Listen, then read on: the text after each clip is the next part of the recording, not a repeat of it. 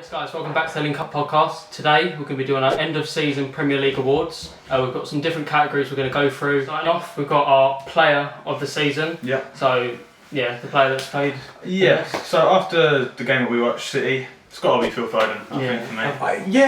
I have put Foden, but Yeah. it was close between, for me, him and Cole Palmer. Yeah, that's Yeah. what- How good Cole Palmer has been for an average Chelsea side. Yeah, see, I did have Cole Palmer originally. Yeah. But I mean, I'm not basing it just off that City game. Obviously, he's been unreal all season, Foden. But Yeah. Cole Palmer does have a shout because obviously Chelsea haven't been as good this season. I mean, they've hit form recently, but yeah, Phil Foden. How mad it is that Palmer has scored a lot of penalties, whereas Foden hasn't had penalties and scored in all competitions 26 goals after today. He scored some big goals as well, like against Especially United. today. The 2 goals today. I know it's not Prem, but Champions League against Real Madrid scored that goal. He just in the Premier League, 19 goals. Yeah. Assists. It's Exactly. ridiculous. Yeah. So we're all in agreement. Phil Foden. Yep.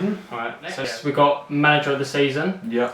This one's to be fairly interesting. Yeah. A lot of different Yeah. people can fit into There- it. Oh yeah. It depends what we've sort of Yeah, gone for. I went Guardiola. So Yeah. it might be a little bit biased with the City top on, but yeah, I just feel like four in a row. Like I don't know what else you can do more to be the manager. Yeah, I can get why it's, other people will get nominated, but for me it's Guardiola.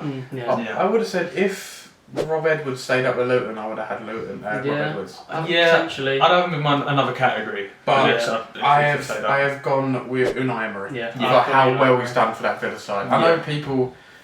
Connor said he'd get top 4 at the start of the season, Yeah. but then there's a lot of people who said, "Oh, he might be Europe stuff like that." But with 2 games to go, they've got Champions League. Yeah. As a collective, I don't think many people had them in the top 4 really. So No. and he's got them playing some really nice football. They've had some really good results. I think they beat Arsenal and City in 1 week. Yeah. Back in October, November. So yeah, it's could be interesting to see how they get on in the. Yeah. Champions So League next that's season. 2 for Emery, 1 for Guardiola. Yeah. Cool. Right, so following on from that, we've got our biggest overachievers of the season. Mhm. So I think there may only be one, but Yeah, I think we've all gone Villa. yeah.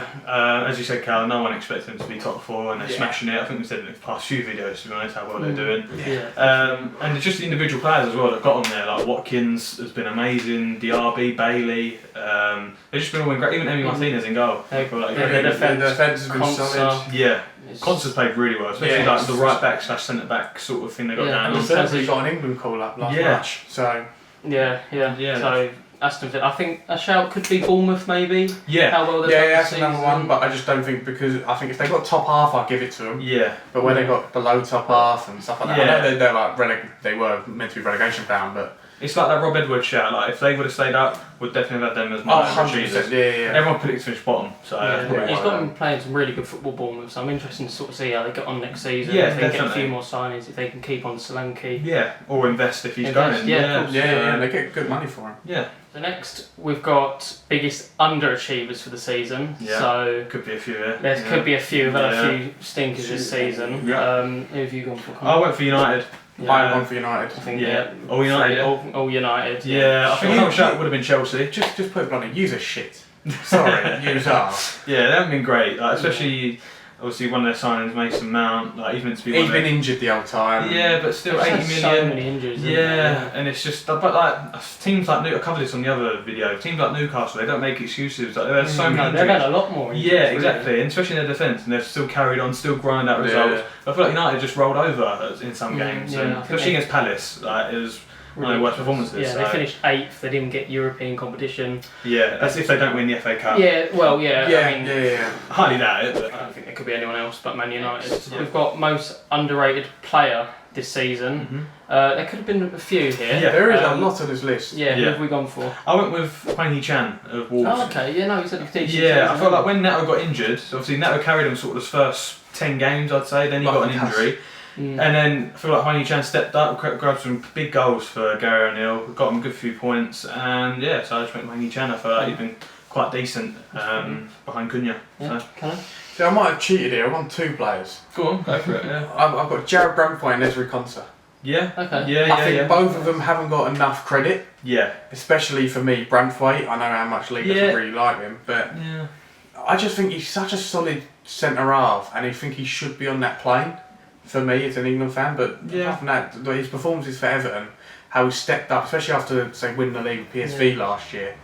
And fair play to Sean Dyche for sort of giving him a chance as well. Yeah. He's not really known for giving youngsters sort of chance. He gives like their big sort of older centre backs. Yeah, like your Michael Keanes, stuff like that. Tarkovsky's, but the reliable ones. But he's given him a chance and he's done really well. Taken it. Yeah. So I went for a bit different. Pascal Gross. Yeah, Brighton haven't been as good this season as they've been before, but 4 goals, 10 assists as a deep line midfielder. He's not bad going. He just recently got called up to the Germany squad for the Euro. I don't know if he's been called up before. No, but, it'd be interesting to see him there, to be fair. Yeah, but them stats as a midfielder is really good, and from what I've seen, he does control the game quite well for them. Fair enough.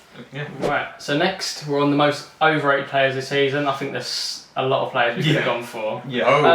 Overrated doesn't mean we think they're bad. I think a lot of people get confused with that. They're hyped up a bit too much. Yeah, but just they're not as good as what people say. Yeah, so who have we gone for? I went with David Raya. I have also gone with David Raya. That's 3. Oh, okay, yeah. I honestly, from when I've seen him at Brentford, when I've seen him at Blackburn, when I've seen him now at Arsenal, I just don't see what, say, other managers see in him. Yeah, I feel like he's a good keeper, but I just feel like he's not reliable. He's not a top level keeper. Yeah, he's top level goalkeepers. There's not consistent good performances. There's going to be mistakes. He does make a few mistakes. Yeah. He's not that reliable. I think he's been helped. He's been helped a bit by a good defence. I think as well. Like I think the best defence in the Prem this season. Probably. I know Ray has won the Golden Glove. But also, I think they like giving that to the goalkeeper. That is sort of the defence as well. Like he's not a bad goalkeeper, and he's sort of helped in their sort of trajectory this season. But he does tend to make a few mistakes. Yeah, I mean, especially with winning the Golden Glove, that makes him more overrated. That's why. He's not a bad keeper. It's just I don't think he's been the best goalkeeper this season for him to get that Golden Glove. As you said, it's more about the defence in front of the midfield issue. The biggest transfer flops. I think we could have quite a long list for this one, so I guess you want to go? Shall I start with my 3? I've got Calvin Phillips going to West Ham, he's a red card merchant there. Yeah. Ansu Fati, dubbed the next Messi, hasn't done much at Barcelona, let alone Brighton. And Mason Mount cost 70 million to play 5 games. Mine was Mount, to be fair. I put Mount for mine. I think it's 60-70 million they spent on him. And look, it's not been Chelsea rot United. But I feel like everyone could see from as soon as it went through, it's like, why is that happening? Like, he's clearly why has he gone there? The thing is, it's not his fault that he's been injured. But what's weird is he's not really had a history of being injured all of his career. So this season, the fact he's picked up so many injuries, and that Man United have sort of been in an injury crisis, make you think what's going on in the back. I mean, you see the Rooney comments about people are not actually injured. Like they're sort of coming back for the big games. They want that rather than getting torn apart by Palace. They don't want to be involved in that. When teams are not doing well, people will fake an injury or fake an illness and go, I don't want to play. And it's when you bring the likes of Mount in, when you've got Fernandes already in his position, you've got Minu coming through,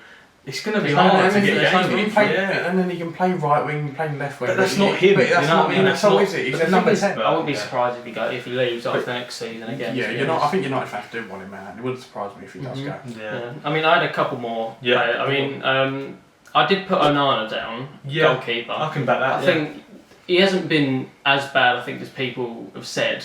But again, he's made so many mistakes this season. Do you remember at the start of the season, I think it was Brentford, where there's a photo where he jumped backwards. Oh, yeah. I don't know if you remember that. I remember the walls on where he nearly killed a man. Yeah. There was one where he fell over before the shot even happened. Yeah. I can't remember who that was against. That was at home, I think, against He's not been awful. He's made a few good saves recently. He's a good goalkeeper, but I think it doesn't help with that United defence. No, his coordination and I don't know. It's just the way. I just don't think it doesn't help when you have Johnny Evans in defence. True. I know he's been solid this year, but they have been unlucky that sort of Martinez and Varane have been injured for more than half the season. So he's in defence. True. I know he's been solid this year, but they have been unlucky that sort of Martinez and Varane have been injured for more than half the season. So that's the end of the video. Thank you for watching. Please let us know what you think of our opinions and give us your opinions in the comments down below. And we'll see you in the next video.